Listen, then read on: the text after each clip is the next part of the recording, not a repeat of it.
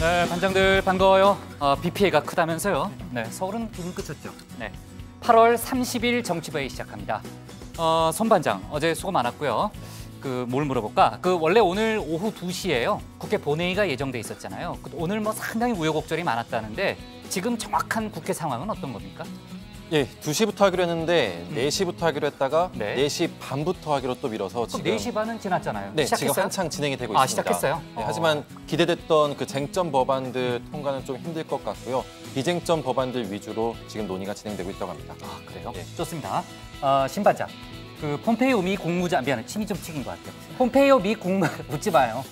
국무장관의 방북이 이제 갑자기 취소되면서 사실 이제 정확히 날짜를 예측했었잖아요. 네. 신 반장이 그 예측이 틀렸고 네. 조금 며칠 동안 의기소침해하는 모습이 보였는데 그저께 신 반장이 예측했던 국방장관 교체 카드는 정확하게 맞췄네요. 이제는 신토토라는 별명을 다시 받아들일 되찾을 수 있을 것 같습니다. 네.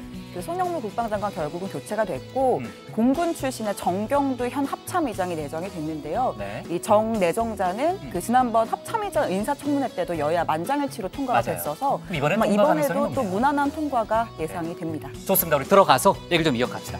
갑시다.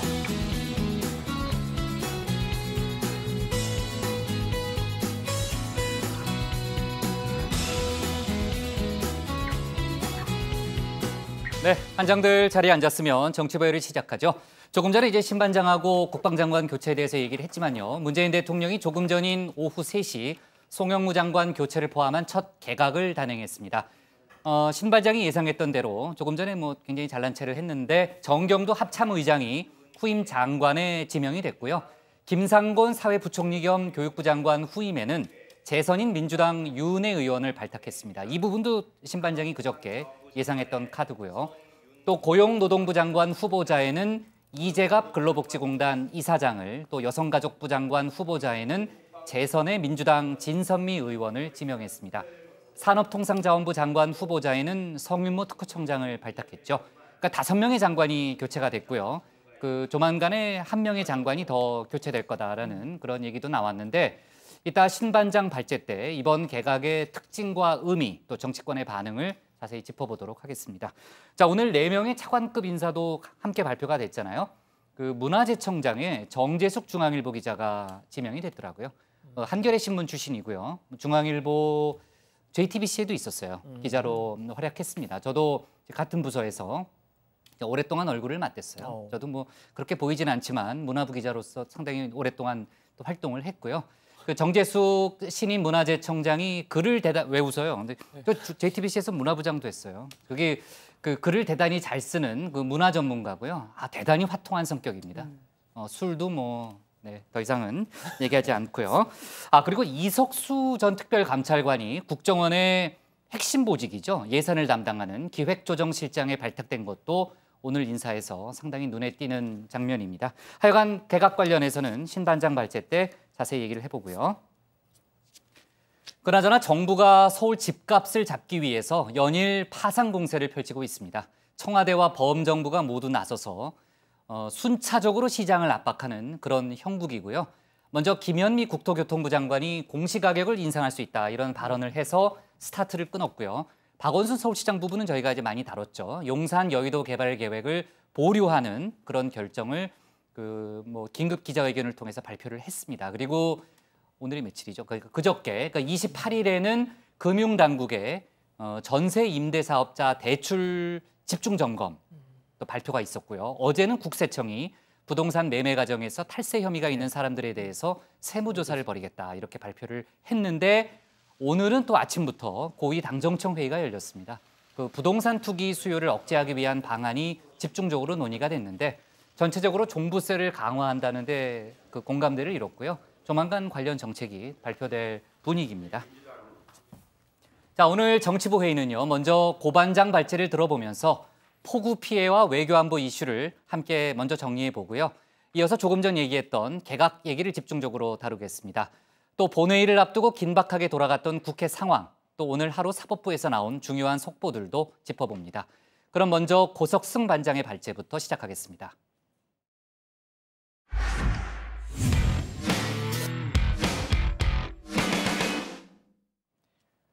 네, 말 그대로 물폭탄이었습니다. 수도권을 비롯한 전국 곳곳에서 기록적인 폭우가 쏟아졌습니다. 26일부터 시작된 이번 기습폭우로 크고 작은 피해도 잇따르고 있죠. 오늘 고반장 발제에서는 이번 기습폭우 관련한 각종 속보들을 먼저 짚어보고요. 이어서 외교안보 이슈도 자세히 다뤄보겠습니다. 네, 정말 하늘에서 물을 꽉 채운 물풍선을 막 쉴 새 없이 던지는 그런 느낌이었습니다. 기습적인 폭우가 며칠째 계속 이어지고 있습니다. 도로와 다리가 잠기고 주택, 상가도 잠겼습니다. 지난 26일부터 오늘 낮까지의 전국 강우량, 경기 고양 564.5mm, 서울 도봉 540.5mm 기록했습니다. 남부지방도요, 경남 산청 413.5mm, 전남 구례 386.5mm의 많은 비가 내렸습니다. 자, 현재까지 피해 상황, 웬만한 태풍 피해 능가합니다. 안타까운 인명 피해도 일단 큽니다. 28일에는요, 서울 중랑천 월릉교 부근에서 차량 침수로 40대 남성이 익사로 추정되는 사고로 숨졌습니다. 그리고 오늘 오전에는 경기도 양주에서 배수 작업을 하던 50대 남성이 계단에서 실족해 목숨을 잃었습니다. 농작물 피해도 큽니다. 오후 5시 현재 전국적으로 641.2헥타르의 농작물이 침수된 것으로 집계됐습니다. 폭염에 이어 폭우 피해까지 이어지면서 추석 물가까지 걱정됩니다. 자, 이번 폭우로 기상청에 대한 비판 이어지고 있습니다. 태풍 솔릭 북상 당시 기상청에 수도권 큰 피해 예보로 각급 학교 휴교령까지 내렸지만 수도권 비껴갔습니다. 기상청 예보와 달리 내륙 지방 피해 우려보단 크지 않았습니다. 피해가 크지 않았으니 다행이긴 합니다만 예보가 맞지 않는 건 문제라는 지적 많았습니다.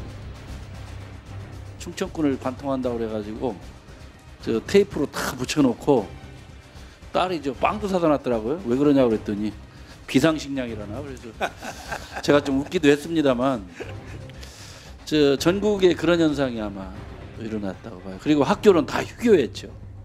학교 휴교함에 따라서 맞벌이 부부들 고생 엄청 했죠. 아이들 때문에. 결과는 완전히 반대였다고 합니다. 왜 그렇다고 생각하세요?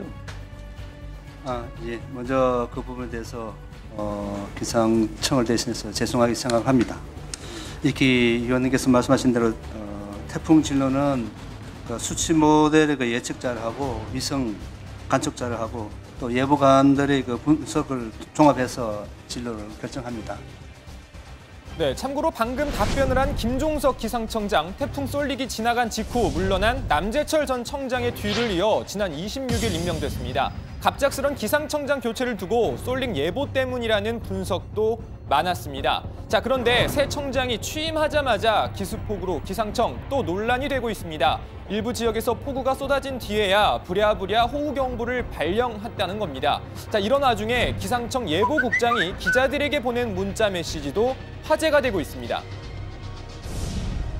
당황스러움을 넘어 입이 딱 벌어질 정도로 상상하지 못한 현상입니다.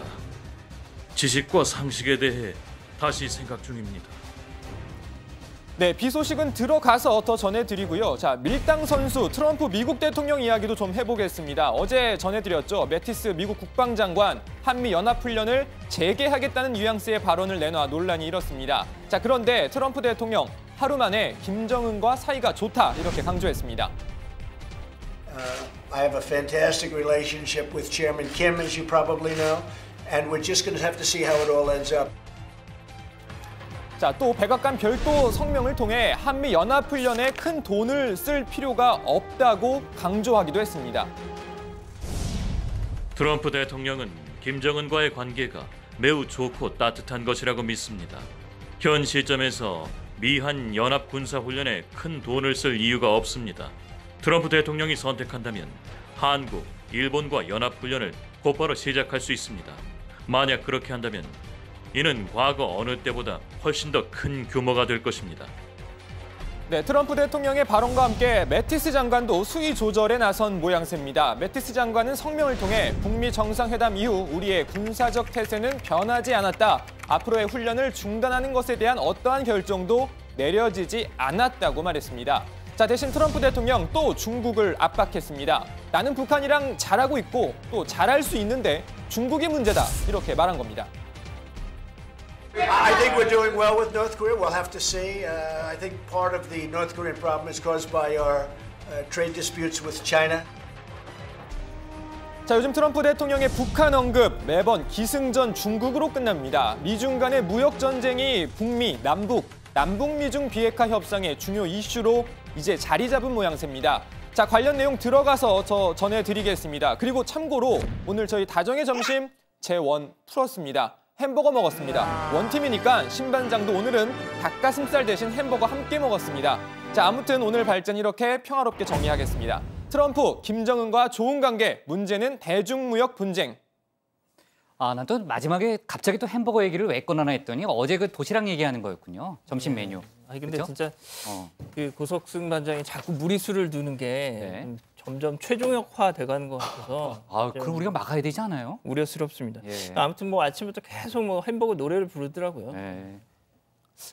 근데 그 와중에 저희 또 우리 손서준 이응민 반장은 손반장. 네, 손반장은 또 햄버거 먹기 싫다고 나가서 뭐 따로 먹더라고요. 아, 그래요? 네. 네. 원팀인데. 네, 고 반장이 회의 준비를 많이 못한 모양이네요. 햄버거 얘기로 상당히 많은 분량을 좀 할애하려고 하는 것 같은데, 자, 오늘 할 얘기 많으니까 일단 햄버거 얘기는 그만하고요. 그 비 소식을 먼저 알아보고 그 다음에 외교안보 이슈로 넘어갈게요. 지금 아까 조금 전에도 제가 나갔다 왔는데 서울은 일단 비가 그친 상태예요. 근데 그 남부 지역으로 비구름이 다시 내려간 상태라면서요. 네, 그렇습니다. 현재는요, 이 충청 일부 지역 중심으로 비가 내리고 있는 상황입니다. 비는 내일 오전까지 이어질 것으로 보이는데요. 예상 강수량이 이 충청 전라 지역은 50에서 100mm, 또 경상도는 30에서 80mm의 비가 내릴 것으로 보입니다. 내일 새벽 기준으로 이 충청 전라 일부 지역에 호우 예비특보도 내려져 있습니다. 이미 이 폭우로 많은 피해를 입었던 곳들인 만큼 추가 피해가 발생하지 않도록 각별한 주의가 필요해 보입니다. 네, 좋습니다. 그 폭우 관련해서는 뭐 추가로 나오는 뭐 더 이상 피해가 없어야 될 텐데, 하여튼 속보가 나오면은 저희가 다시 한번 그 이따 회의 중이거나 아니면 내일 다시 한번 다뤄보는 걸로 하고요. 북미 협상 이야기로 넘어가 볼게요. 어제도 저희가 이제 그 백악관의 반응이 뭐 시시각각 그 매일매일 달라지고 있기 때문에 그 어떻게 보면은 좀 한국 언론이 춤을 추고 있다, 뭐 이런 생각도 좀 들어요. 사실 그 좀 우려스러운 부분도 있는데, 아무튼 그 지금 이제 북한이 종전 선언을 계속 요구해 왔잖아요. 근데 관련해서 이제 미국에서 트럼프 대통령이 북미 정상회담이 끝난 다음에 2차 회담이 끝난 다음에 종전선언을 하기로 했다. 그렇게 약속했다라는 보도가 또 추가로 나왔죠. 네, 그 인터넷 매체 복스라고 있습니다. 복스 있죠. 네, 제가 뭐 지난번에 부장이 만드신 거 아니냐 이런 얘기도 했었는데 복스는 VOX고요. 그렇죠, 복스. 저는 B를 써요, 알파벳. 그렇군요. 옛날에 베이비 복스라고 있었는데 거기는 복스예요. VOX 거기는. 미안해요. 이어가요. 계속. 제가 죄송하고요. 네. 그 어쨌든 그 매체 복스에서 북미 협상의 정통한 소식통을 인용해서 트럼프 대통령이 당시 김정은 위원장에게 곧 한국 전쟁 종전 선언에 서명하겠다고 약속을 했었다라고 전했습니다. 이 매체는 김정은 위원장이 이를 요구했는지 아니면 트럼프 대통령이 먼저 제안을 한 것인지, 이 트럼프 대통령이 특정 일자까지 종전 선언에 서명하겠다고 약속한 것인지는 불분명하다라고 설명을 했습니다. 뭐 복수는 하지만 정상회담 이후에 이 트럼프 행정부가 북한의 비핵화를 위한 선제적 행동을 요구하면서 이 태도를 바꿨고, 이 때문에 북한이 적대적으로 변했다. 북미 후속 협상도 교착 상태에 빠졌다, 이렇게 지적을 했습니다. 이 보도와 관련해서 미국 정부는 언급을 피하고 있습니다. 헤더 나워트 국무부 대변인은 정례 브리핑에서요, 미국은 다른 논의가 이루어지기 전에 이 비핵화가 이루어져야 한다고 믿고 있고 이것이 바로 우리의 정책이다, 이렇게 답을 했더라고요. 그리고 참 이 반장, 그 서울과 평양에서요, 올림픽 공동 개최를 추진하고 있다. 그러니까 우리 정부하고 북한하고 같이 해야 되겠죠. 그런 보도가 오늘 나왔잖아요. 예, 이거는 어떤 맥락이에요? 예, 한국일 언론인 이 머니투데이가 보도한 내용인데요. 민주당과 문화체육관광부 등이 최근 비공개 회의를 열고 2032년 하계올림픽 남북 공동 개최 방안을 논의했다고 합니다. 보도에 따르면은 정부 여당은 당초 남북 체육 교류 방안으로 2034년 피파 월드컵 공동 개최를 검토했지만 올림픽으로 방향을 돌린 것으로 전해졌습니다. 서울과 평양이 함께 2032년 올림픽을 공동 유치하는 방안을 검토 중이라는 그런 보도인데요. 안민석 국회 문화체육관광위원장은 해당 매체와의 인터뷰에서 남북이 올림픽 공동 유치에 합의하는 순간 2032년까지 있을 준비 기간 동안 한반도는 평화의 시대가 도래하는 셈이라면서 남북이 동질성을 회복해 통일의 분위기도 무르길 것이라고 기대감을 밝혔습니다. 안민석 위원장의 실명 인터뷰가 나왔군요. 예. 양반장이 한번 확인해 보면 되겠네요. 잘하니까. 예. 사실 그 문재인 대통령이 남북의 월드컵 공동 개최를 희망한다는 얘기는 뭐 여러 차례 한 바가 있는데요. 한 발 더 나아가서 남북뿐만이 아니라 동북아시아 국가들이 모두 함께 공동 개최하면 이 동북아 평화 조성에 도움이 될 것이라고도 이야기를 한 적이 있습니다. 그러면서 그 시기로 이 피파가 월드컵을 개최한 지 100주년이 되는 2030년 월드컵을 제시하기도 했었는데, 그리고 오늘 문재인 대통령이 평창 동계올림픽의 성공적인 개최에 기여한 공로로 IOC로부터 올림픽 금장 훈장을 받았습니다. 토마스 바 IOC 위원장이 직접 청와대를 찾아서 문 대통령에게 훈장을 수여했습니다. 네, 국회 본회의 상황은 이따가 이 반장 발제 때 좀 알아보겠지만요. 국회 예결위 얘기를 잠깐 하고 넘어갈게요. 국회 예결위가 결산 심사 처리 법정 기한을 올해 또 넘기게 됐습니다. 벌써 7년째예요. 7년째인데 글쎄요, 뭐 이거를 다행이라고 생각해야 될지 모르겠는데 지난해까지는 이제 여야 정쟁이 가장 큰 원인이었다면은 올해는 태풍 때문에 일정이 미뤄진 탓이 크다고 합니다. 근데 아무튼 올해도 기한을 맞추지는 못했고 오늘 새벽까지 전체 회의가 진행됐다고요? 네, 그렇습니다. 예결위 전체 회의가 어제 오전에 시작이 돼서 네. 오늘 새벽 4시 정도까지 진행이 됐는데 예, 저도 새벽 3시 정도까지 보다가 잠이 들었습니다. 네, 진짜 새벽 3시까지 본 것 같더라고요. 아, 그래요? 왜요? 9시 20분, 30분이 돼도 오질 않아가지고 제가 고반장 빨리 오라고 그래요? 네. 지각했죠 오늘? 예, 와서도 네. 꾸벅꾸벅 졸고 그러니까 햄버거 얘기로 많이 때우고 예, 그랬잖아요. 그때는 눈이 반짝반짝했습니다. 네. 좋습니다. 햄버거 먹을 때. 맛있었습니다. 예. 예결위 얘기 좀 더 하죠. 예, 아무튼 자 예결위 회의, 자 청와대 참모진 또 각 부처 장관들 참석한 가운데요 아주 장시간 진행이 됐습니다. 각종 현안에 대한 여야 의원들의 질의가 이어졌는데 특히 외교안보 또 경제 관련 부분에 집중이 됐습니다. 남북 정상회담 관련해서는 이 강경화 외교부 장관 평양 방북은 9월 중에 반드시 이뤄진다. 미국도 충분히 이해하고 있다라고 밝혔습니다. 또 송영무 국방부 장관은 북한이 우리의 적인지 아닌지를 묻는 질문에 대해서 북한과는 특수한 관계라고 말을 하고 또 우리를 위협하는 행동을 하면 적이 된다라고 밝혔습니다. 뭐 회의가 워낙 오래 진행되다 보니까요. 뒤로 갈수록 뭐 많은 말실수도 나오고 피곤해서 그랬는지 언성도 더 높아지고 하는 모습을 볼 수 있었습니다. 이 평소 정부 탈원전 정책 강하게 반대했던 자유한국당 이채익 의원, 이 갑자기 탈원전 운동가로 본인을 소개했다가 급하게 수정하기도 했는데요. 장면 잠깐 보시죠. 저희 진정성을 나타내기 위해서 제가 나왔습니다. 저는 이 탈원전 운동을 목숨을 걸고 할 것입니다. 탈원전 저지 운동을 목숨을 걸고 할 것입니다. 네, 또 안상수 위원장 의원들에게 발언 기회를 주다가 소속 정당을 바꿔서 소개하기도 했는데요. 이렇게 말이죠. 아까 우리 정인화 의원님 바른미래당에서 꼭 한번 하고 싶다고 그랬으니까 한 분만 하세요. 위원장님 눈에는 바른미래당만 보이고 민주평화당은 안 보입니까? 네, 저런 일이 있었군요. 네, 뭐 새벽까지 하다 보니까 뭐 많은 일들이 좀 있었던 것 같습니다. 아까 그 고반장이 이제 외교안보 이슈를 다루면서 이제 오늘 새로 나온 트럼프 대통령 또 매티스 국방장관의 얘기를 했잖아요. 어제하고는 또 확실히 톤이 다릅니다. 네, 그러니까 저희가 그 차분하게 그 미국에서 나오고 있는 발언들을 그 매일매일 분석은 해야죠. 그러나 아무튼 그 너무 널뛰기 하듯이 이렇게 왔다 갔다 하면 안 될 것 같고요. 차분하게 좀 그 상황을 지켜봐야 될 것 같아요. 자, 오늘 기사 제목은 이렇게 정하겠습니다. 트럼프, 김정은과 환상적 관계로 잡겠습니다. 다음은 신혜원 반장의 발제를 들어보겠습니다.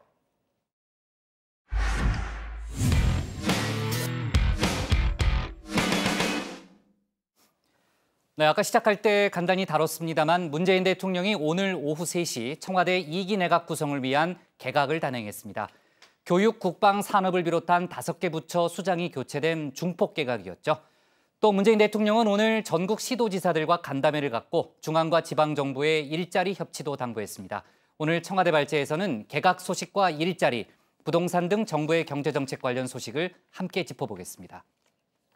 네, 이번 주 개각 발표가 있을 거란 소식에 지난 화요일 청와대에서 열린 국무회의에 큰 관심이 쏠렸습니다. 장관이든 차관이든 인사를 앞둔 직장인의 마음 다 똑같지 않겠습니까?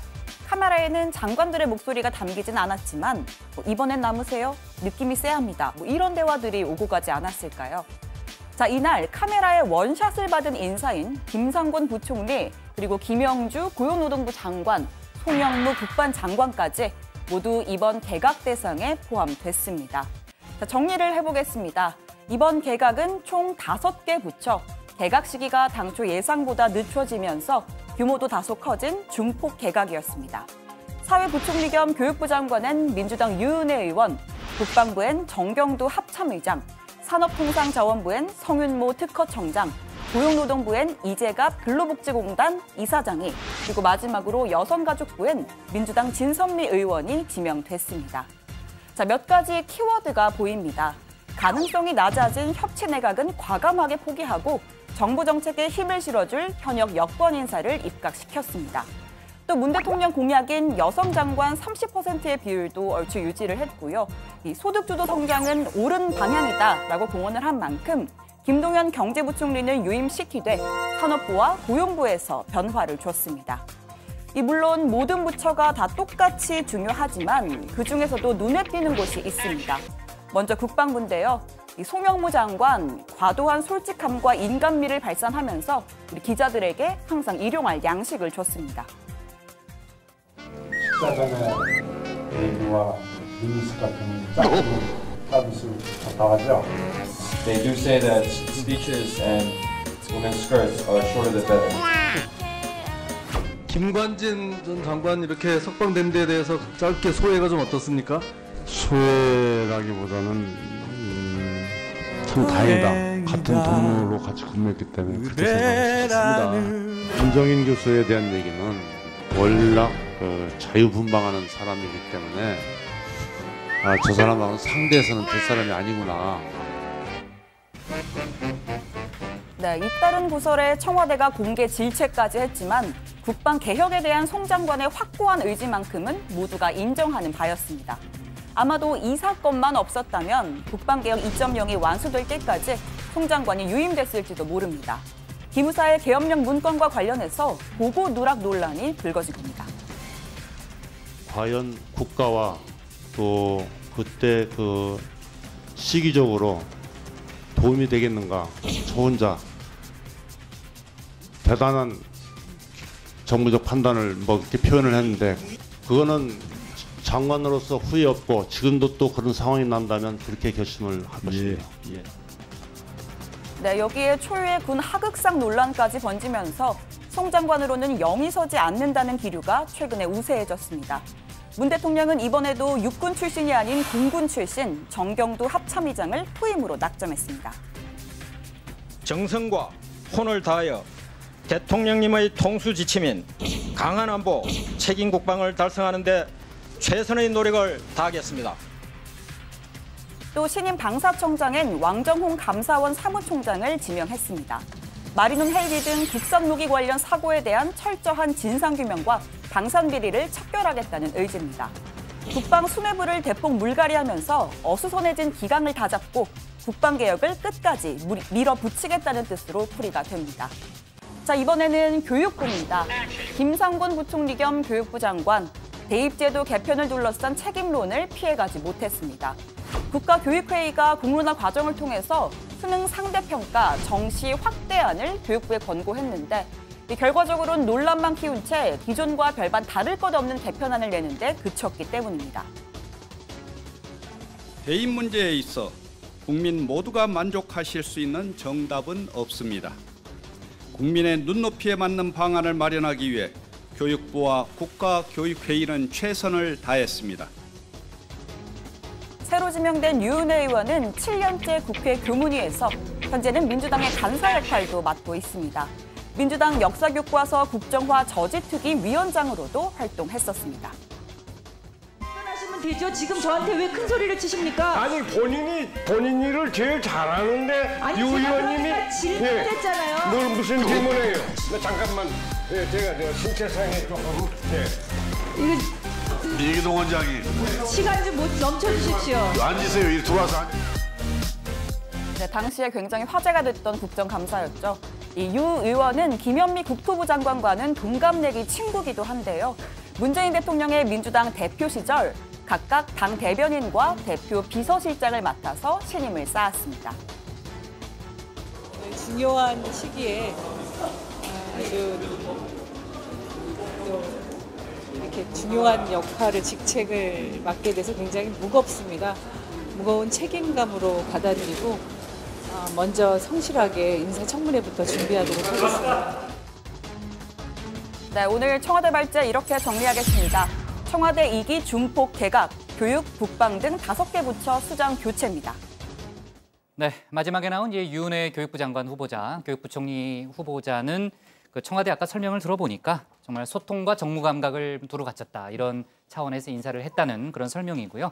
아까 이제 신반장이 그 인권과 여성이라는 이제 두 가지 키워드로 분석을 했잖아요. 그 뒤에 다시 한번 얘기를 해보겠지만 청와대에서는 심기일전과 체감 이 두 가지 키워드를 또 내걸었더라고요. 그 얘기는 뒤에 다시 한번 해보겠습니다. 자, 드디어 청와대 2기 내각 그 개각 인사가 발표가 됐고요. 저희가 오늘이 유력하다 정도는 예상을 했어요. 그저께 예상을 했지만 오늘 아님 내일이었으니까요. 이제 오늘 인사가 발표가 됐고요. 그 송영무 국방장관 교체, 마지막까지 될 거냐 안 될 거냐 여러 가지 말이 많았는데 결국은 교체가 됐네요. 네, 그렇습니다. 문재인 대통령이 기무사 계엄령 문건 의혹과 관련해서 엄정 수사를 지시한 때를 기점으로 송영무 장관 교체설이 계속 흘러나오긴 했는데요. 현재 한반도 비핵화 협상과 고강도의 국방개혁이 진행 중인 상황이기 때문에 유임되는 것 아니냐 이런 관측도 물론 컸습니다. 다만 최근 하극상 논란이 불거지기 시작하면서 이대로는 영이 서지 않는다 이런 또 무게가 실리기도 했고 결국은 교체로 가닥을 잡은 겁니다. 당시 국방위 상황 다시 한번 보시겠습니다. 저는 현재 36년째 군복을 입고 있는 군인입니다. 따라서 의원님의 질문에 대해서 군인으로서 명예를 걸고 한 인간으로서 양심을 걸고 답변드리겠습니다. 대한민국의 대장까지 마치고 장관하고 있는 사람이 거짓말하겠습니까? 그러면은 네. 그건 아닙니다. 그렇게 장관을 갖다가 그렇게 얘기하시면 안 됩니다. 예.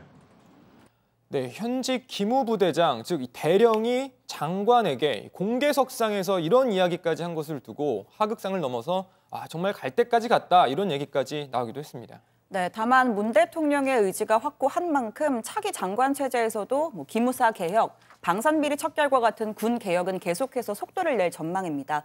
내일 모레죠. 9월 1일에 이 기무사가 군사안보지원사령부라는 새 이름으로 창설식을 갖습니다. 남영신 신임 기무사령관이 안보지원사령관을 맡고 서열 2위인 참모장에는 현재 103 기무부대장인 전재용 준장이 임명될 예정입니다. 또 아까도 말씀드렸지만 신임 방위사업청장엔 왕정훈 감사원 사무총장이 지명이 됐는데 첫 감사원 출신 청장입니다. 네, 자 오늘 5개 부처 장관이 바뀌었지만 역시 이제 국방장관 후보자 교체, 후보자 지명에 많은 관심들이 이제 쏠리고 있잖아요. 그 청문회를 거쳐야 되겠지만은 아까 시작할 때 신반장도 그런 얘기를 했던데 그 지난 합참의장 청문회 때 그 여야 만장일치로 이제 청문 보고서가 채택이 됐잖아요. 이제 통과가 됐잖아요. 그런 전례에 비춰보면은 이번에도 순탄하게 청문회를 통과하지 않겠느냐라는 예상이 많은 건 사실입니다. 물론 뚜껑을 열어봐야 되겠지만요. 그 지금 이제 정경도 신임 국방장관 후보자 입장으로서는 어깨가 많이 무겁겠어요. 그렇습니다. 정경두 후보자가 합참 공보실을 통해서 지명 소감을 내놨거든요. 이런 내용입니다. 중책에 내정돼서 책임의 막중함을 느끼고 있다. 이 직무를 수행하게 되면 대한민국의 평화와 국민 안전을 지키는 데 혼신의 노력을 다하겠다 이렇게 얘기를 했습니다. 또 아울러서 국민 여러분의 지엄한 명령인 국방개혁 완성을 통해서 강한 안보, 책임 국방 부연에 최선을 다하겠다라는 소감도 내놨습니다. 이 정경두 후보자는요 공군 출신이고요. 인사청문회를 통과해서 장관이 된다. 그러면은 1994년 이양호 전 국방장관 이후 24년 만에 공군 출신 장관이 됩니다. 네, 자 그리고 이제 오후 3시에 그 개각을 내용을 발표한 다음에 그 김의겸 청와대 대변인이 기자들하고 또 일문일답을 가졌어요. 그러니까 그 전반적인 이번 개각의 의미를 설명하는 그런 자리였는데 거기서 나온 얘기를 몇 가지만 좀 언급을 하고 가겠습니다. 앞서 제가 간단히는 얘기했는데 이번 개각의 키워드가 뭐냐라는 질문에 대해서 그 청와대 측은 심기일전과 체감구현이다. 이 두 가지 얘기를 했고요. 조금 이제 추상적이잖아요. 추상적이기 때문에 그 설명도 했습니다. 그 심기일전이라고 하는 거는 문재인 정부 2기를 맞이해서 새로운 마음으로 새 출발을 하자는 차원이다라는 설명이고요. 그러니까 심기일전이라는 단어에서 우리가 느낄 수 있는 바로 그 뉘앙스고요. 그다음에 체감구현이라는 거는 문재인 정부 1기 때 뿌려놓은 개혁의 씨앗을 그 좀 국민들이 체감할 수 있는 방법으로 전달하는 그런 성과들을 국민에게 돌려주겠다는 그런 의미다라고 설명을 했습니다. 그리고 그 김영주 노동부 장관이 이번에 교체가 됐잖아요. 네. 관련해서는 스스로 사퇴 의사를 밝혔다라는 설명을 했고요. 그 노동부 장관 교체가 혹시 노동 정책의 전환을 의미하는 거 아니냐? 왜냐하면 요즘 최근에 뭐 최저임금을 둘러싼 여러 가지 사회적 논란이 있었으니까 그거와는 전혀 상관이 없고 노동장관 교체는 정책 전환과는 무관하고 일자리 성과를 더 내기 위한 차원이다 이렇게 설명을 했습니다. 뭐 윤은혜가 아니죠. 그래서 아까 그 뭐 여러 가지 다른 이제 장관 미안해요. 아까 윤은혜는 베이비복스. 베이비복스 때문에 어떻게 알았어요? 복스. 아니, 그 정도는 간미연, 알죠. 윤은혜, 뭐 심은진. 제가 자꾸 그 생각하다가 미안합니다. 시집도 갔죠. 예. 그래서 그 교육부 장관 후보자 부분에 대해서는 제가 앞서 얘기를 했으니까 그거는 넘어가고요. 자 그리고 조금 전에 이제 방위사업청장 얘기도 했는데 이번에 이제 장관 5명이 예리하네. 그 바뀌고 또 차관급 이사 4명도 함께 인사가 났죠. 네, 왕정홍 방위사업청장과 함께 문화재청장에는 정재숙 중앙일보 문화전문기자, 또 국가공무원 인재개발원장에 양양자 더불어민주당 전국여성위원장, 국가정보원 기획조정실장에 이석수 법률사무소 200변호사가 임명됐습니다. 네, 먼저 이석수 국가정보원 기획조정실장은 우병우 전 청와대 민정수석실을 감찰했던 감찰관 출신이죠. 박근혜 정부에서 초대 특별감찰관을 임명돼 우전수석 처가와 넥슨의 땅 거래 의혹을 조사하다가 이 기밀 누설 의혹이 불거져서 13일 만에 사표를 냈고 결과적으로는 무혐의 처분을 받았습니다. 네, 그리고 양양자 신임 국가공무원 인재개발원장은 문 대통령이 민주당 대표 시절에 직접 영입한 케이스로 이른바 문재인 퀴즈로 알려진 인사입니다. 고졸 출신 여성으로는 최초로 삼성전자 임원까지 단 고졸 신화의 상징 같은 인물입니다. 당시 문재인 대통령이 직접 소개하는 대목 한번 들어보시겠습니다. 학벌, 지역, 성별 등 우리 사회의 수많은 차별을 혁신하는 아이콘입니다. 모든 월급쟁이들, 고졸자, 직장맘들의 로망이고 롤 모델이 될 뿐입니다. 더불어민주당이 양양자 상무와 함께 청년들의 꿈의 크기를 키우겠습니다. 육아가 경력 단절로 이어지는 그런 사회 구조를 바꾸겠습니다. 네, 정재숙 문화재청장 후보자에 대해서는 제가 뭐 앞서 잠깐 얘기했지만요. 그 중앙일보 문화전문기자 출신이고요. 그 전에 이제 한겨레 신문도 있었고요. 서울경제도 아마 있었을 거예요. 근데 미술 쪽에 아주 전문가입니다. 문화 전반에 아주 뭐 대단한 실력을 갖추고 있고요. 성격도 뭐 아까 제가 화통하다고 얘기했는데 뭐 대단하죠. 노래도 잘하고 뭐 술도 하고 좋습니다. 성격이 아주 좋아요. 실력도 있고.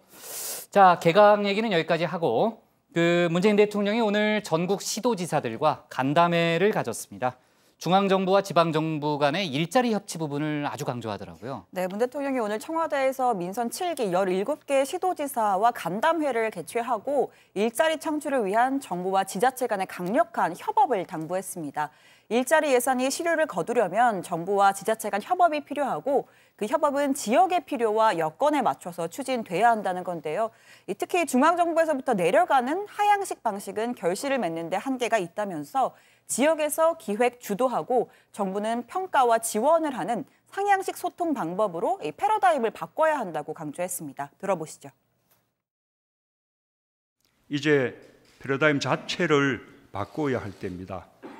일자리 사업을 지역이 기획하고 주도하고 정부는 평가 지원하는 상향식 또 소통적 방법으로 전환해 나가야 한다는 생각입니다. 지역의 일자리 창출을 위해 내년도 예산안에 대폭 반영되어 있는 지역 밀착형 생활 SOC 사업도 각 지자체에서 적극적으로 활용해 주시기 바랍니다. 네, 문 대통령은 시도지사 간담회의 정례화도 주문했습니다. 오늘 채택한 일자리 선언문에 담긴 핵심 과제 이행의 실효성을 높이기 위한 시도인데요. 지난달 수석 보좌관 회의에서도 개헌의 무산으로 제2국무회의는 무산됐지만 시도지사 간담회 정례화를 통해서 이 광역단체들과의 소통을 위해 노력해 나가겠다라는 입장을 밝힌 바가 있습니다. 간담회가 정례적으로 이루어질 경우에 회의 때마다 지역별 일자리 정책 추진 상황을 공유하고 더 성과를 내도록 격려할 수 있다는 게 청와대의 설명입니다. 네, 오늘 아침 고위당정청 회의도 열렸잖아요. 강한 존재감을 보이고 있는 이해찬 민주당 대표가 취임한 이후 첫 번째 고위당 정청회의죠. 그렇습니다. 그 전에 그 부장 유은혜 장관 후보자 있지 않습니까? 네네네. 제가 이제 2005년부터 쭉 이렇게 알고 지냈는데. 그래요? 네. 근데 당에서 정말 그 윤은혜 씨하고 이름이 너무 많이 혼동이 돼가지고. 저를 다시 한번 지금 놀리는 거죠? 그렇죠. 네, 알아요. 네, 갑시다. 그렇습니다. 네. 그 오늘 당정청 제가 이 고위당 정청이 오늘 또 베이비복스 얘기를 앞에서 해가지고 제가 헷갈렸어요. 네, 고위당 정청 오늘 제가 지난 월요일인가 말씀드렸었지 않습니까? 이게 일단 국회 당대표실에서 있었더라고요. 자, 오늘 회의의 핵심 의제가 뭐였냐면 집값 잡기였습니다. 부동산 시장 안정의 필요성을 강조하면서 특히나 이 서울과 수도권을 중심으로 이 과열되고 있는 양상을 막아야 한다. 이런데 당정청이 한 목소리를 냈는데요. 특히 민주당 이해찬 대표 1가구 3주택 이상이거나 이 초고가 주택일 경우에 종합부동산세 강화를 통해서 이걸 좀 잡아야 한다, 검토해봐야 한다 밝혔는데요. 이 과도한 신도시 개발이나 대규모 이 재개발, 이건 투기를 유발한다면서 공공임대주택의 공급은 유지하면서도 시중 여유 자금이 부동산 투기 자금으로 유입되지 않도록 생산적 투자를 유도하는 이 정부 정책이 필요하다 강조를 하더군요. 네, 청와대 장하성 정책실장도 정부가 실수요는 보호하되 투기 수요는 철저히 차단하겠다는 기조를 더 강화하겠다면서 강력한 후속 대책도 검토하겠다고 말했습니다. 최근 수출 등의 성장세가 이어지는데 국민이 체감하는 민생경제 개선은 미흡하다는 데에도 인식을 같이 했는데요.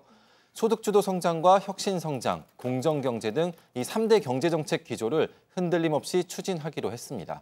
또 고위 당정협의회를 매달 한 차례 정례적으로 열고 11월로 예정된 여야정 상설협의체를 야당과 논의해 분기별로 여는 방안도 추진하기로 했습니다.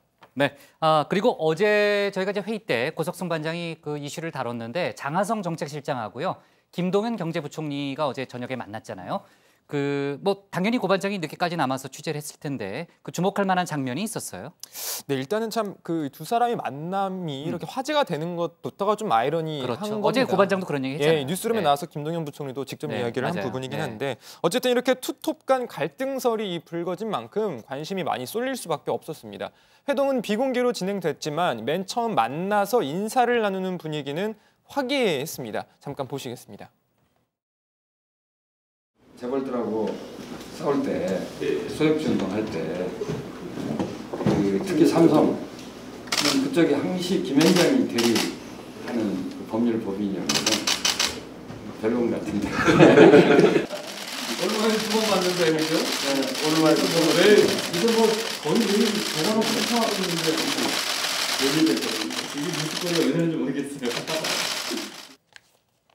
네, 좋습니다. 그 발언을 보면 두 사람도 갈등설을 상당히 의식하는 듯 보이고요. 농담으로 그거를 좀 넘어가는 그런 모습을 보였습니다. 그리고 조금 전에 그 야근 얘기는 취소해요. 주 52시간 때문에 그 밤에 남아서 하면 안 돼요. 시켜야 됩니다. 네, 좋습니다.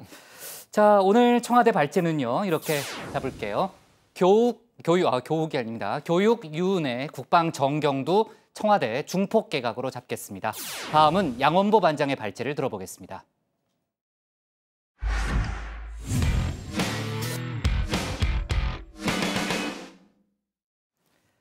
네, 어제 아시안게임 축구 베트남과의 4강전 다들 보셨죠?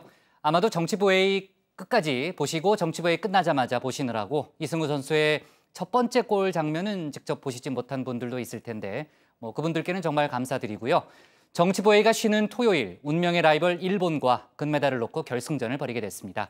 결승전에서 일본과 맞붙은 건 이번이 처음이라고 하는데요. 오늘 양 반장 발제에서는 관련 소식과 다른 여러 가지 뉴스를 함께 종합해드리겠습니다. 네, 그렇습니다. 3대 1승. 이제 금메달까지 단 1승 남았습니다.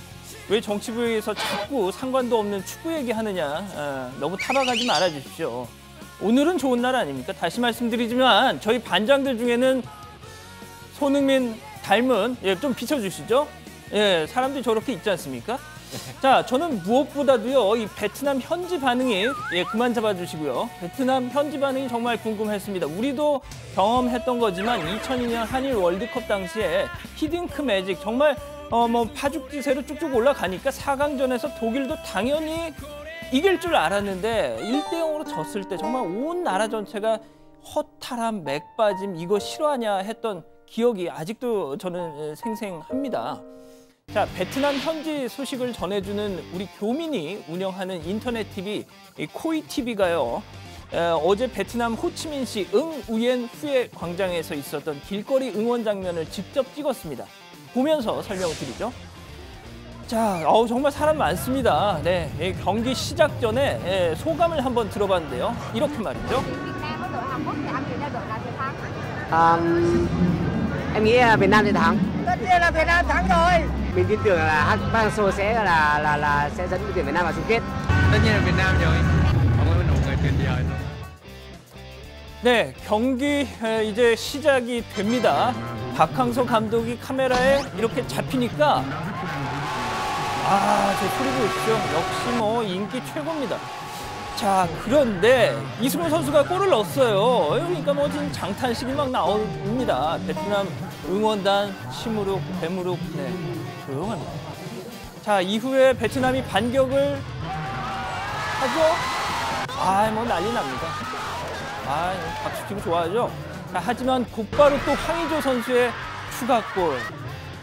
풀이 확 죽습니다. 할 말을 잃은 저 표정들. 네, 새 한 마리 지나가고요. 자, 그런데 전반전이 끝나고 하프타임 때 베트남 전역에 진짜 이 강풍을 동반한 장대비가 내렸나 봅니다. 광장을 메웠던 응원단들 비를 피하러 저렇게 주변 상가로 막 들어갔죠. 자, 그 사이에 후반전이 시작이 됐고 또 한 골을 더 허용을 해서 3대0이 됐습니다. 자, 그런데 베트남이 프리킥으로 한 골을 넣자마자 다시 저렇게 광장으로 막 뛰어갑니다. 비를 맞든 말든 미친 듯 다시 응원을 시작하죠. 자, 금성 홍기를 흔들고 부부젤라 불고 베트남 파이팅이란 뜻의 베트남 꼬렌을 외칩니다. 하지만 여기까지. 이내 경기가 종료가 되고 베트남 시민들 아쉬움을 뒤로 한 채 자국 선수들을 위해서 아낌없는 박수를 보냅니다. 자, 비록 패했지만요. 베트남 시민들 박항서 감독에 대한 고마움 흔들림이 없습니다. 자, 박 감독을 탓하기보다는 한국 정말 너무너무 강하더라. 어쩔 수 없었다 한다는 거죠.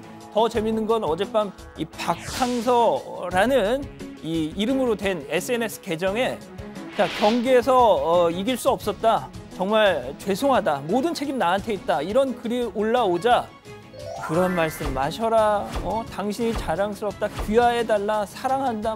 응원 댓글이 거의 10,000개 가까이 달렸다는 겁니다. 자, 그런데 좀 이상하죠? 이 박항서 감독에게 그 정신없는 와중에 SNS를 한다. 자, 그래서 현지 국내 취재진이 박 감독한테 이거 진짜 본인이 한 거 맞아요? 라고 물었는데 난 SNS 하는 법을 모른다. 이메일도 못 쓴다라고 했다는 겁니다. 가짜 계정이었던 거죠. 자, 어쨌든 베트남 사람들의 그 박항서 알이 재확인할 수 있었던 겁니다. 자, 베트남에서 박항서 감독 인기는 그 CF를 통해서도 그가 출연한 CF를 통해서도 입증이 되는데 보시죠. 자, 삼성전자 베트남 현지법인에서 만든 TV 광고인데요. 정말 어색하네요. 자, 그리고 또 소시지 광고에도 나왔는데 엄청 느낍니다. 네, 너무 느끼시는 것 같아요. 좋습니다. 자, 어제 또 인상적이었던 장면이 두 가지 장면이 있었죠. 경기 시작 전에 애국가가 울릴 때 야, 진짜 박항서 감독은 어떻게 할까 저도 궁금했는데 자, 보시죠. 그렇습니다. 태극기를 향해서 가슴에 손을 얹고 있었습니다. 옆에 이영진 코치, 또 옆에 분은 제가 모르겠습니다. 아무튼. 자, 그런데 아무튼 저 화면에 잡히지 않는 저 바깥에 있는 저 베트남 스텝은 고개를 돌리고 있죠. 네, 정말 멋있습니다. 감동적이죠? 자, 그리고 두 번째 장면. 어제 전반전에 잠시 경기가 중단되니까 박 감독이 짬을 내서 선수들한테 작전 지시를 막 하고 있는데 손흥민 선수가 슬그머니 다가온 겁니다. 그랬더니 박 감독 손 선수 머리를 툭 쳐주면서 격려를 해주죠. 모르긴 몰라도 속으로는 너 꼭 이겨라 하지 않았을까요? 자, 관련된 에피소드는 들어가서 더 전해드리겠고요. 다음 소식 짧게 전해드리죠. 문재인은 공산주의자다. 예, 이런 등등의 허위 사실이 담긴 이 카톡 메시지 퍼나른 혐의로 구속 중인 신현희 전 강남구청장 어제 2심 결심 공판에서 최후 진술을 했습니다. 1심 때와는 분위기가 완전히 달라졌다고 하더군요. 어제 최후 진술에서 여러 번 이 눈물을 흘리면서 이유 불문 경솔한 처신이었다. 대통령의 명예가 훼손됐다면 깊이 사과드린다. 관대한 처분을 내려주시면 평생의 은혜를 잊지 않겠다라고 말했죠. 오늘 준비한 소식은 여기까지입니다. 네, 신현희 전 강남구청장이 1심 최후 진술 때만 해도요. 그때 SNS를 통해서 정보를 공유하는 게 언론 자유에 해당한다 이런 얘기를 했던 걸로 제가 기억하는데 그 대통령께 깊이 사과드린다라는 말을 한 거 보면은 그 사이에 많은 또 심경의 변화가 있었는지 모르겠습니다. 자, 축구 얘기를 간단히 조금만 더 해볼게요. 어제는 사실 조현우 골키퍼가 또 나오니까 솔직히 심정적으로는 든든하더라고요. 맞아요. 네. 네. 그리고 제가 한 가지 설명을 드리면 아까 그 애국가 울려 퍼질 때 사진 박항서 감독 옆에 이영진 코치 그 옆에 배명호 피지컬 코치. 아유, 죄송합니다. 네, 입니다. 감사합니다. 네. 대단하네요. 네. 어제 경기가 끝나고 토토로 다져진 실력 아니겠습니까? 그러니까 대단해요, 신반장. 예. 그렇습니다. 네. 어제 경기가 끝나고 박항서 감독 기자회견을 한 걸 보니까 이 베트남 선수들이 한국 팀을 만나서 다소 위축된 플레이를 했던 것 같다라고 평가를 하더라고요.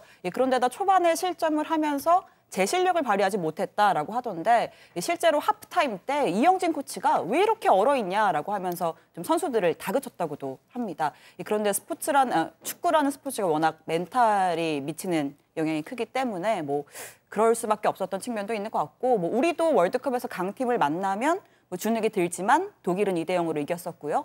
네, 베트남도 후반에 한 골 넣은 이후에는 또 자신감을 갖고 몰아치는 모습도 보였습니다. 그렇군요. 저도 예전에 박항서 감독을 잠깐 만난 적은 있어요. 기억을 못할 텐데 근데 그런 적이 있고요.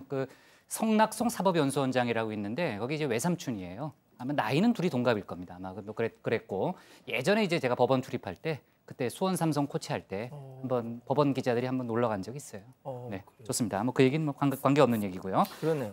김학범 감독하고 박항서 감독의 지략 대결, 아주 관심이 많았잖아요. 특히 이제 김 감독의 별명이 이제 학범슨이잖아요. 퍼거슨 전 메뉴 감독의 이름을 빗대서 그렇게 부르던데 손 반장이 좀 추가로 설명 좀 해줘요. 축구 전문가니까. 어제 어시스트도 하나 했잖아요. 맞아요. 하나 했죠. 저희 감독님들. 일단 박항서 감독이 1959년생, 또 김학범 감독님이 1960년생으로 한 살 차이긴 한데요. 학번으로는 이 박 감독이 한양대 77학번, 김 감독은 명지대 80학번입니다. 3년 선후배니까 하늘 같은 선배일 수 있는데 박 감독은 실업팀, 프로팀, 그리고 은퇴 후 쭉 지도자 생활을 해왔고 히딩크 감독 때도 이제 코치진을 했잖아요. 하지만 김학범 감독은 국민은행 실업팀 선수를 하다가 은퇴를 하고 은행원으로 쭉 살았다는 거죠. 이제 은행 과장까지 했다고 하더라고요. 흔히 김학범 감독을 공부하는 지도자, 전략가라고 평가하는 것도 이런 독특한 이력 때문이라고 합니다. 김학범 감독이 은행원 출신이군요. 그래서 본 것 같아요. 어디 언론에서 본 것 같고요. 그나저나 이제 손흥민 선수, 저희도 이제 손흥민 선수한테 아주 관심이 많은데 군 면제 여부가 달렸다는 점 때문에 외신들의 반응도 아주 관심도 상당히 대단했고요. CNN 홈페이지 메인 뉴스를 보면요. 손흥민 인생을 바꿀 마지막 피날레 이런 제목으로 기사가 또 달렸더라고요. 네, 그렇습니다. 이 손흥민 선수가 병역을 면제받기까지 한 게임이 남았다 이런 기사와 함께 우리나라의 입대 시스템에 대한 설명을 쭉 달았습니다. 뿐만 아니라 그룹 빅뱅 등 연예인들의 군복무 사례, 특히 미국 시민권을 취득하고 병역 의무를 다하지 않은 그래서 여전히 한국 입국 허가를 받지 못하고 있는 스티븐 유 씨 사례도 소개하면서 한국 사회에서 군복무 여부 얼마나 민감하고 중요한 문제인지를 소개했습니다. 잠깐만, 스티브 유라면은 제가 알고 있는 그 인물인가요? 그렇죠. 그 스티브 유예요? 그렇습니다. 영원히 사랑해 누나 이거 불렀던 이 노래. 정말 최 반장을 닮아가고 있네요. 우리가 여기서 빨리 제동을 걸어줘야죠. 어떻게 좀 해봐야죠. 최 반장이 빨리 제동을 걸어야 됩니다. 자, 그나저나 이제 반응을 안 보이는 게 최선이라는 걸 우리가 그렇죠. 최 반장 사례에서 알고 있잖아요. 아무래도 이제 손흥민 선수가요. 프리미어 리그에서 뛰다 보니까 영국 언론들이 특히 관심이 많죠. 그렇습니다. BBC, 가디언, 더 선 등등 연일도 이 소식을 전하고 있다고 하더라고요. 특히 BBC가 오늘 기사를 많이 썼는데 이 한국에서 병역의 의무는 사회적으로 중요한 약속이고 이 높은 명성을 가진 사람일수록 이 병역을 벗어나기 어렵다라면서 한때 뭐 아스널에서 뛰었던 박주영 선수를 언급한 거죠. 막 박 선수가 이 군복무를 미루기 위해서 그 모나코에서 영주권을 받았다가 맞아요. 예, 뭐 엄청난 역풍을 맞았던 사연을 BBC가 소개한 겁니다. 그러면서 한국인들은 손흥민이 금메달을 따서 당당히 병역을 면제받길 바라고 있다 이렇게 덧붙였더라고요. 그러니까 이제 징병 제도가 없는 나라에서는요, 손흥민 같은 선수가 그 금메달을 왜 따야 되고 또 갑자기 군대를 가야 하는 그런 상황이 잘 이해가 안 될 수도 있어요. 네, 미국의 스포츠 전문지죠. 스포츠 일러스트레이트 같은 경우에는 한국의 군복무 규정이 우스꽝스럽다. 축구 역사상 최고의 선수 중 하나인 손흥민이 사회복무요원으로 2년 동안 책상 앞에 앉아 있어야 할지도 모른다라면서 비판하기도 했습니다. 다른 선수들과 달리 손 선수는 중졸 학력이기 때문에 K리그 군경팀에서 뛸 수도 없습니다. 정말 본인으로선 이번에 금메달을 따지 못하면 21개월 동안을 구청에서 축구와 전혀 무관한 일을 하면서 살아야 되는 거죠. 네, 뭐 외국 언론들이 뭐 비판을 할 수 있겠지만 또 나라마다 상황은 다른 거니까요. 그럼요. 네, 자 그리고요, 이 소식도 잠깐 좀 다뤄야 될 것 같아요. 어제 오늘 인터넷을 계속 달구고 있는 그런 일인데 주차 딱지를 뗐다는 이유로 지하 주차장 입구를 자기 차로 막아놓고 며칠째 방치하고 있는 그게 이제 송도 불법 주차 사건으로 아마 그 언론에서 그 언급을 하던데. 나흘째죠 오늘이. 나흘째인 오늘까지도 상황이 계속되고 있다고요? 네, 그렇습니다. 사건의 시작은 이렇습니다. 송도 아파트 주민인 A 씨는 지난 26일 자신의 캠리 차량에 주차 위반 스티커가 붙여진 것에 화가 나서 다음 날 오후 아파트 지하 주차장 진입로를 자기 차로 딱 막은 뒤에 호련히 떠났다는 겁니다.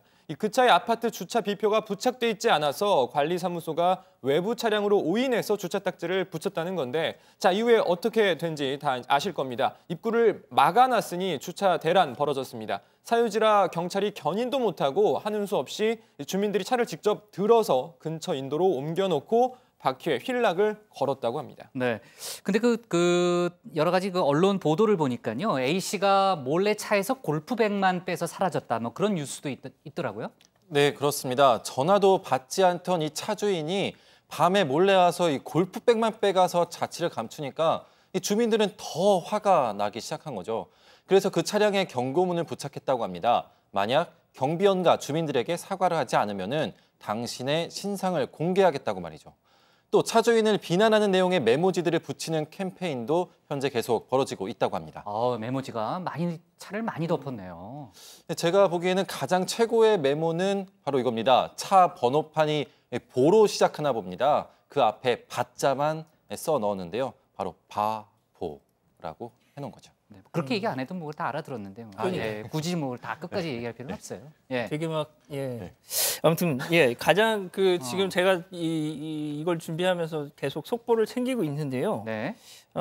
오늘 오후에 갑자기 그 차주에게 위임을 받았다 내가 그러면서 어떤 중고차 딜러가 견인차를 끌고 와서 그 아파트 단지에 들어왔다는 겁니다. 그래요? 예, 그러면서 내가 이 차를 가져가야 되니까 당신들 이 휠락 빨리 풀어라 요구를 했던 거죠. 그러니까 이 차주가 이 논란이 너무 커지니까 아예 그냥 차를 팔아버리려고 중고차 딜러한테 넘긴 겁니다. 그런데 주민들 입장에서는 당연히 말도 안 되는 일이죠. 절대 차 못 가져간다 막는 바람에 그 중고차 딜러는 그냥 돌아갔다고 하고요. 이 차주 A 씨 다음 달 2일 경찰에 변호사와 함께 나가겠다 이렇게 얘기를 했다고 합니다. 네. 야, 정말 이 사건의 끝이 어딜지 궁금해지는데 이 속보를 좀 더 챙겨봅시다. 우리 다음에 다시 한번 다뤄보는 걸로 하고요. 자, 오늘 글쎄요, 기사 제목을 축구로 갈 수는 없을 것 같고 신현희 전 구청장으로 갈게요. 네, 오늘 기사 제목은요. 신현희 대통령께 사과, 징역 1년 구형으로 잡겠습니다. 다음은 이서준 반장의 발제를 들어보겠습니다.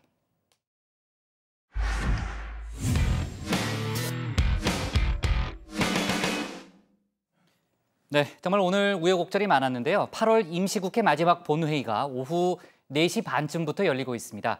여야가 본회의 직전까지도 물밑 협상을 이어갔지만 규제개혁과 민생 법안 등은 통과가 어려운 상태입니다.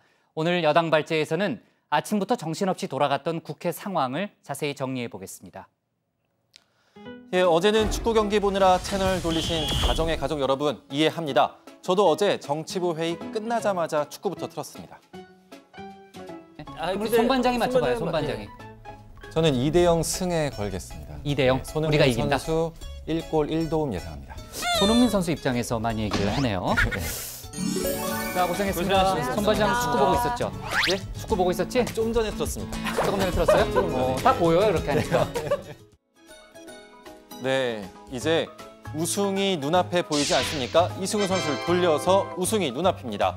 개인적으로는 손흥민 선수를 가장 응원하지만 태국 전사들 모두 협심해서 이뤄낸 정말 속이 뻥 뚫리는 시원시원한 승리였습니다. 그런데 국회 상황이 다시 뻥 뚫린 가슴을 조여오고 있습니다. 상가 임대차 보호법, 인터넷 전문은행 특례법, 서비스 산업 발전 기본법 등 규제 개혁과 소상공인 지원 대책 등 각종 법안들이 이 8월 임시국회에서 통과될 것으로 기대가 됐죠. 당장 오늘이 8월 임시국회 마지막 본회의 날인데도 합의점이 도출되지 않아 오늘 아침부터 여야 원내대표들 하루 종일 바쁘게 움직였습니다. 오늘 오전에 다시 한번 논의할 예정입니다. 우리 당은 본회의 직전까지 최대한 많은 합의가 이루어지도록 최선을 다하겠습니다.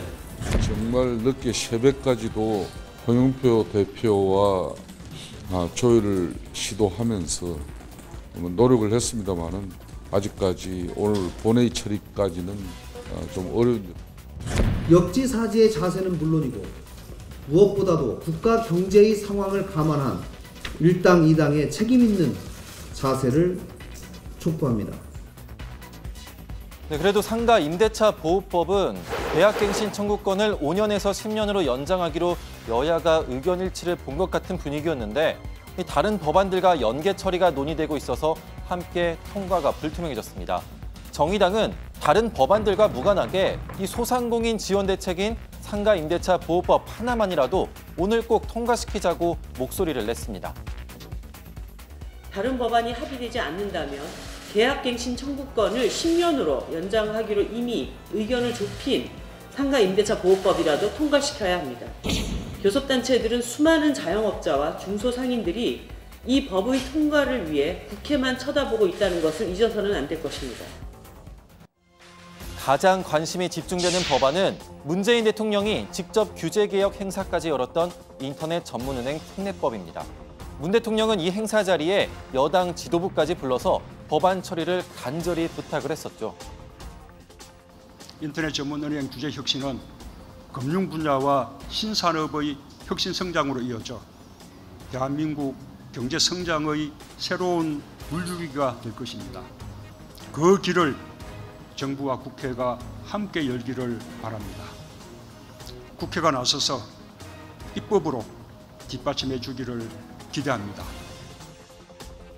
하지만 여당 내에서조차 한 목소리를 내지는 못했습니다. 은산분리 완화가 자칫 재벌의 사금고를 만들어줄 수 있다며 우려하는 목소리가 여당 내에서도 계속 나왔기 때문인데요. 여당의 고민이 깊기는 할 겁니다. 인터넷 은행법뿐 아니라 문재인 정부가 추진 중인 각종 규제개혁 법안들이 민주당이 야당 시절에는 반대했던 것들이기 때문입니다. 규제 완화에 있어서 여당이 을이 됐고 야당이 갑이 됐다는 말까지 나오고 있습니다. 자유한국당 김진태, 김성원 의원 등은 민주당은 갑자기 바뀐 입장에 대해 사과부터 하라고 하고 바른미래당 지상욱 의원은 은산분리 완화를 반대했던 민주당 이하경 의원에게 선배, 소신을 지키세요라고 말을 했다고 합니다. 민주당 이원욱 의원은 야당 때 박근혜 전 대통령이 무조건 해야 하는데 야당이 반대해서 못한다고 프레임을 만드니 그러면 안 하지 이렇게 된 것이라며 솔직하게 털어놓기까지 했습니다. 김성태 원내대표 이 부분을 콕 집어서 민주당을 공격했죠.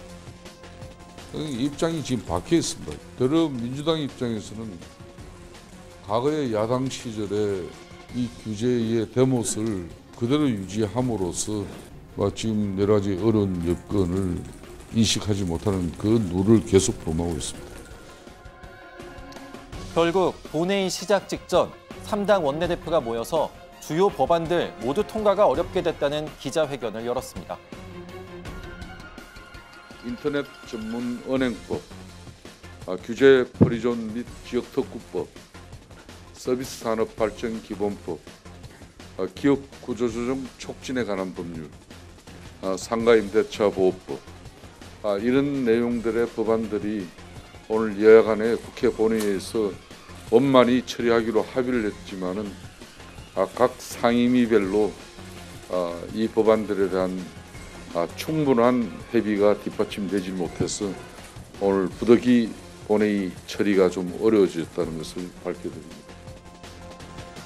네, 어제 축구 경기와는 참 대비되는 장면이죠. 진행 중인 본회의 상황은 자리로 돌아가서 좀 더 자세히 얘기 나눠보겠습니다. 오늘 여당 발제는 쟁점 법안 합의 불발, 결국 빈손 국회로 하겠습니다. 네. 자, 본회의가 이제 원래 오후 2시로 예정돼 있다가 미뤄지고 해서 4시 반쯤부터 이제 시작이 됐습니다. 지금이 6시 11분인데 아직 끝났다는 얘기는 없죠. 네, 뭐 아직 진행이 되고 있는 모양인데 지금 상황이 어때요, 정확히 양반님? 예, 3당 원내대표들이 소속 의원들한테 이 본회의 참석 공지 문자를 보냈는데요. 법사위에서 처리된 비쟁점 법안을 본회의에서 처리할 예정이다라고 적혀 있었습니다. 자, 뭐 이서준 반장 발제에서 다뤘던 이 쟁점 법안들은 처리 불발됐지만 나머지 비쟁점 안건 37건이 오늘 본회의에서 처리가 됐는데 3당 원내대표는 이 과방위에서 ICT 정보통신기술융합법 그리고 산자위에서 산업융합촉진법은 합의가 이루어졌다 이렇게 얘기를 했습니다. 그러면 쟁점 법안들 처리는 어떻게 되는 거예요? 네, 8월 임시국회에서는 결국 처리가 무산될 것으로 보이지만 논의는 앞으로 계속 이어가기로 했습니다. 3당 원내대표는 합의 불발 기자회견을 끝내고 백브리핑 했는데요. 한번 들어보시겠습니다. 이번 법안들이 굉장히 어려운 법안들입니다. 며칠만 더 저희가 시간을 가지면 좀 해낼 수 있다 이렇게 보고 있습니다. 네. 이 쟁점 법안들에 대해서는 앞으로 여야 간에 당략적인 판단을 떠나서 대승적인 판단이 이루어지길 바라는 마음에서 오늘 이 자리에 섰습니다. 저희가 국민들께 약속을 드렸던 약속이니만큼 저희가 가장 빠른 시일 내에 그 약속을 지키기 위해서 노력하겠다는 말씀 드리겠습니다. 네, 큰 틀에서 합의는 미안해요. 말을 끊으려고 그랬어요. 네. 큰 틀에서 합의는 이렇지만 상임위 차원의 미세한 부분들이 합의가 이루어지지 않았다고도 했는데요. 이 9월 국회에서는 좀 합의가 빨리 돼서 좀 결과가 도출되길 기대해 보겠습니다. 네, 자 국회 홈페이지에서는 지금 뭐 본회의가 산회됐다 뭐 이런 뭐 문자도 뜨는데 뭐 정확히 뭐 어떤 상황인지는 저희가 좀 확인을 해봐야 될 것 같아요. 자 그렇고요. 그 헌법재판소에서도 오늘 중요한 결정들이 많이 나왔는데. 어제 이제 이 반장이 잠깐 그 얘기를 했어요. 가장 오늘 관심을 모았던 게 법원의 확정 판결을 헌법재판소가 위헌이라고 판단해서 뒤집을 수 있는지 그 여부였는데 관련해서는 어떤 결정이 나왔어요, 신 반장? 이른바 재판소원이 가능한가 이 문제였는데 예, 맞아요. 네, 그 헌법재판소상 헌재가 판단할 수 있는 대상 중에 법원의 재판 결과는 제외한다라고 되어 있습니다. 박정희 정부 시절 긴급조치 피해자들이 국가 배상 소송을 냈다가 패소해서 재판을 취소해달라며 낸 헌법소원 사건이었는데요. 현재는 재판 결과는 제외한다는 조항이 합헌이다. 그러니까 헌재가 법원의 확정 판결을 취소하거나 되돌릴 수는 없다고 결론을 냈습니다. 네, 자 오늘 뭐 여러 가지 결정들도 같이 나왔고요. 또 오늘 대법원에서는요 양심적 병역 거부 공개 변론도 있었습니다. 저희가 아까 그 내용을 준비를 했는데 시간 관계상 아마 거기까지는 얘기가 어려울 것 같고 관련해서는 내일 조금 추가적으로 얘기를 해보는 걸로 할게요. 자 오늘 기사는요 여당 발제는 8월 임시국회 빈손 국회 대나로 제목을 잡겠습니다.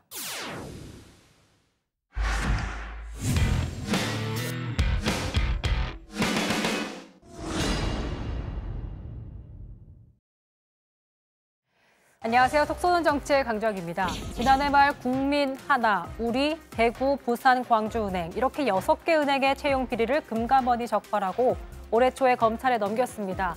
이때 상당수의 금융권 관계자들 왜 신한은행은 빠졌을까 고개를 갸웃했다고 하는데요. 이유인즉 금융계에선 신한은행에도 채용 비리 의혹이 많았다는 소문이 퍼져 있었다고 합니다. 그런데 소문이 아니라 실제로 그랬습니다. 지난 5월 금감원은 신한금융그룹 채용 과정에서 22건의 채용 비리 정황이 포착됐다고 밝혔는데요. 검찰도 지난 6월 신한은행에 대해 압수수색을 단행했습니다. 검찰은 어제 전 신한은행 인사 담당 부행장, 전 인사부장 2명, 전 채용팀장 등 4명에 대해 구속영장을 청구했는데요. 이들에 대한 영장 실질 심사가 오늘 오전 진행됐습니다. 빠르면 오늘 오후에 구속 여부가 결정될 예정입니다. 자, 그렇다면 특혜를 입은 사람들은 누굴까요? 신한금융지주 임직원 자녀들, 고위관료 조카, 지방언론사 주주의 자녀 등 이른바 금수저들입니다.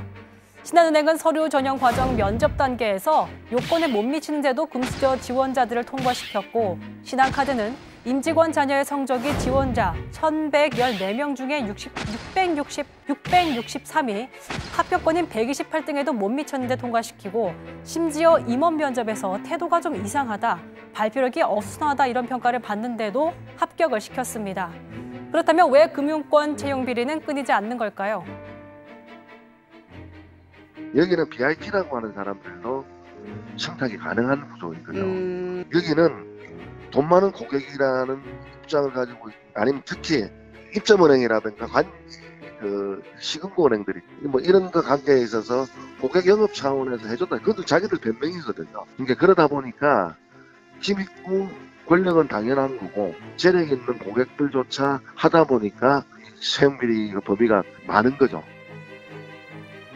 신한금융의 다른 6개 시중은행에 대해서 검찰이 지난 5월 12명을 구속 기소하고 6명을 불구속 기소했습니다. 당시 윤종규 KB금융회장과 김정태 하나금융회장은 무혐의 처분받았습니다. 또한 이광구 전 우리은행장, 함영주 KB하나은행장은 불구속 기소됐습니다. 당시 금융노조는 윤 회장과 김 회장의 재수사를 촉구하기도 했습니다. 이번 KB국민은행 지부와 KB하나은행의 은행 채용비리 수사는 과정도 공정하지 못했고 결과도 책임없이 물었다. 문무일 금박청장은 반드시 윤영규와 김정태에 대해서 재수사를 하면서 그들을 국민의 심판대에 올려서 그들의 죄값을 치르게 된다고 강력하게 주장하는 바입니다. 한편 함영주 하나은행장 재판이 지난 22일에 열렸는데요. 함 은행장은 혐의를 모두 부인하고 있습니다. 변호인단도 함 은행장이 특정 지원자의 인적 사항을 받아서 인사부에 전달한 사실은 있지만 특정 지원자를 추천한 행위가 면접관의 업무를 방해했다고 볼 수 없다고 주장했습니다. 또한 이윤 추구를 목적으로 하는 사기업 채용 과정에서 필기시험과 면접시험 고득점자만 무조건 뽑아야 한다는 원칙을 적용할 수 없다고 주장했습니다. 글쎄요, 은행장이 특정인을 추천했는데 실력이 안 되면 안 뽑겠습니다. 이렇게 말할 수 있는 직원은 과연 몇 명이나 될까요? 또 필기시험, 면접시험 고득점자를 안 뽑을 거면 글쎄요, 시험은 왜 보는 걸까요? 검찰은 신한생명, 신한카드에 대해서도 수사를 확대한다고 합니다. 앞으로 수사 상황 지켜봐야겠습니다. 현대판 음서재, 금수저들에게만 특혜라는 말이 나오지 않도록 공정한 채용 풍토 만들기를 기대하겠습니다.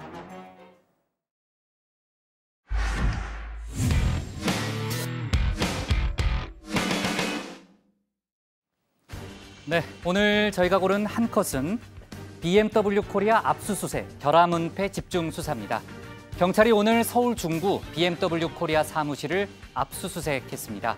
잇따른 차량 화재 관련해서 본격적인 강제 수사에 돌입한 거죠. 경찰은 서류와 내부 회의 자료 등을 확보한 걸로 알려졌는데 차량에 결함이 있다는 걸 알면서도 이를 은폐했는지 여부를 집중 수사할 걸로 보입니다. 저도 전에 한 컷 정치에서 다룬 바 있지만은 이제 BMW 차량은 달리는 흉기로까지 인식되고 있는 상황입니다. 비가 쏟아진 어제도 차량 화재가 발생했고요. 제가 지금 나오기 직전에 보니까요. 오늘 오후에도 차량 화재가 있었다고 합니다. 믿기 어려운 이런 일들이 왜 일어나는지, 정말 자동차 회사 측이 우리 국민들을 속인 건 없는지 철저한 수사로 진실의 한 걸음 더 다가섰으면 합니다. 오늘 정치부에는 여기까지고요. 저희는 내일 다시 찾아뵙겠습니다. 네, 국회 본회의 끝났다면서요? 네, 어떤 법안 통과됐는지 내일 좀 다뤄요. 아, 예, 알겠습니다. 그리고 고반장, 노래 연습 좀 해야 돼요.